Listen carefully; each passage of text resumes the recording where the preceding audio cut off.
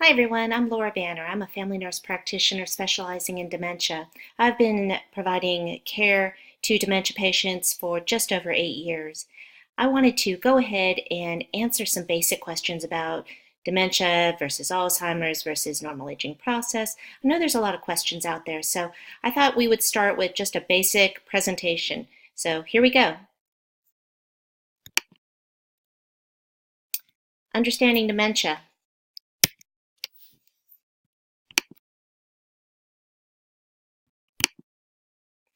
My objective for everyone at the completion of this video would be for them to be able to define exactly what dementia is and to be able to recognize some of the basic symptoms of it. I think it's really important for everyone to have a good understanding of what Alzheimer's and dementia can do to the brain. I'm going to go ahead. It's going to take about 3 minutes to go through this video, but I think that it is so important in understanding the pathology that happens in the brain specific to Alzheimer's, and I'm going to define the difference between Alzheimer's and dementia in just a moment. But I think that this will be a good way to start this presentation, so here we go.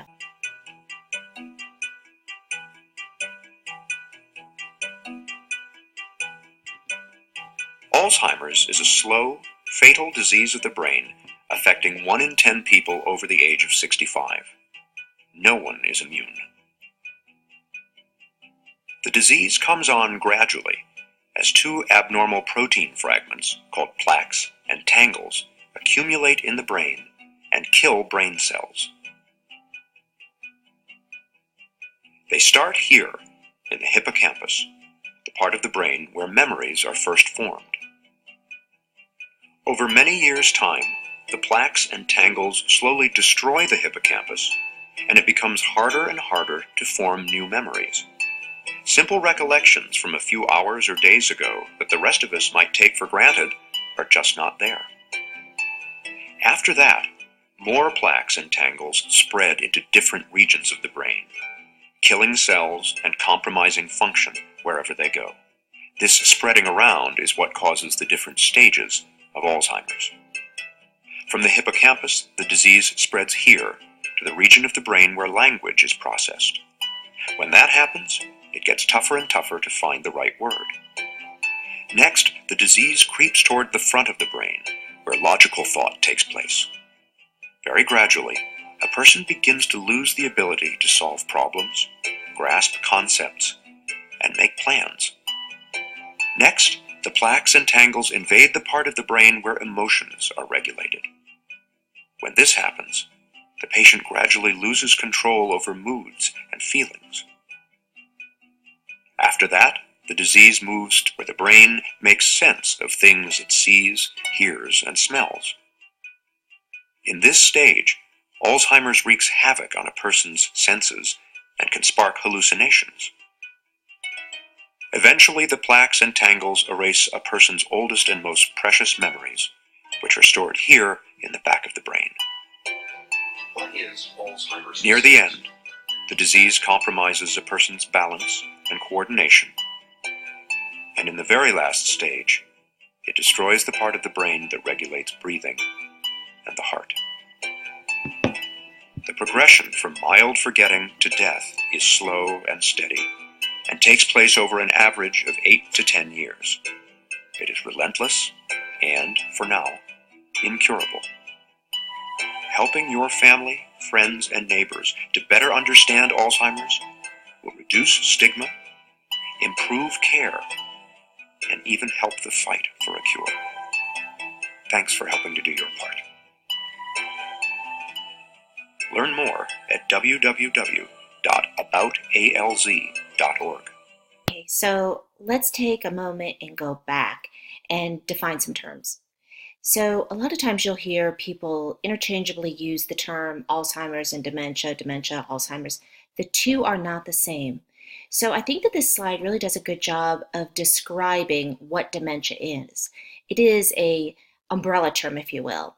It basically means abnormal memory loss, more than you would expect from normal aging. Underneath that umbrella, you have all the different types of dementia. You have Alzheimer's, which by far is the most prevalent type. And then you have vascular dementia, you have Lewy body dementia, you have multi-infarct dementia, you have Parkinson's related dementia. So they all fall under this dementia umbrella. So Alzheimer's is a form of dementia, but there are many other forms of dementia. Additionally, just to complicate it even a little bit more, is there's something called mixed dementia. So what we found is that although a person may present with one type of dementia initially, over time, it's quite common for them to develop a secondary type of dementia. For example, start with Alzheimer's, and then a few years into the disease process, then start developing some characteristics of maybe a Lewy body dementia. Instead of calling it Alzheimer's plus Lewy body, we use the term mixed dementia. So for the purpose of this presentation, I am often going to use the term dementia, although some of the things that I'm talking about are specific to Alzheimer's, but just for consistency, I'm going to use the term dementia. So in order to get the diagnosis of dementia, you have to meet certain criteria. So let's say, what exactly is dementia? Dementia is a persistent progressive impairment of intellectual function. Okay, so what exactly does that mean? Well, here's the criteria. It means that you have to have compromised memory plus one of these others. You have to have word finding difficulty.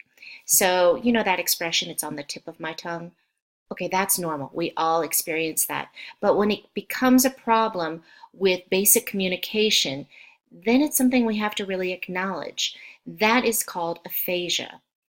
How about inability to perform motor tasks? Not because someone is weak, but because perhaps they don't remember how to do it.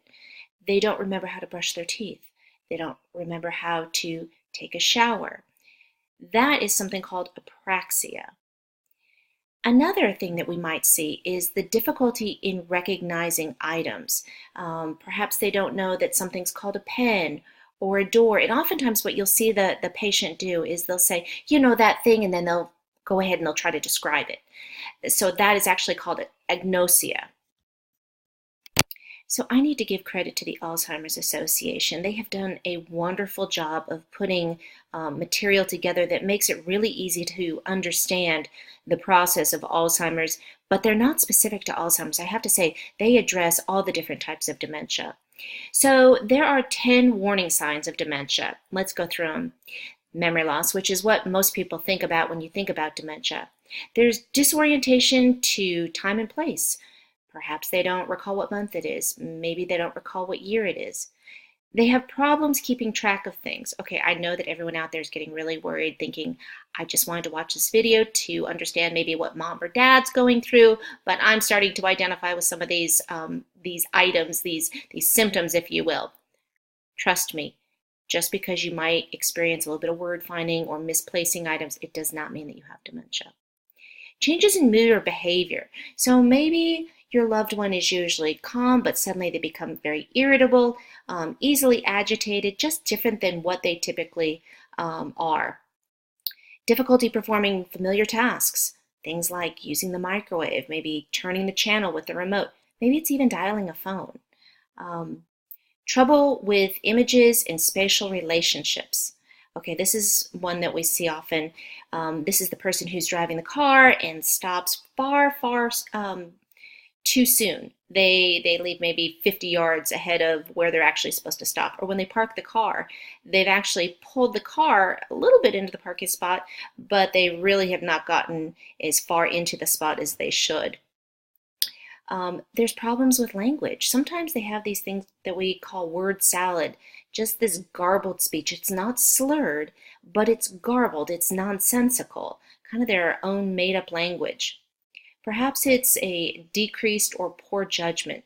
They're just making decisions that, you know, if there wasn't something going on that was concerning, they wouldn't make those decisions. Perhaps it's some impulsive buys. Perhaps it's spending frivolously on things that typically they would have no interest in. Again, we talked about misplacing items. One of the things that we often see also is that they will withdraw from work or social activities. they tend to isolate themselves. I think that this happens early in the process because they typically are aware that there's something going on, and by removing themselves from an environment where people can maybe pick up that they're having some difficulty, they feel like they are protecting themselves. So this is really important to understand. Getting the diagnosis of dementia is a clinical diagnosis. So what I mean by that is there is no litmus test that we can provide that says you have it, you don't have it.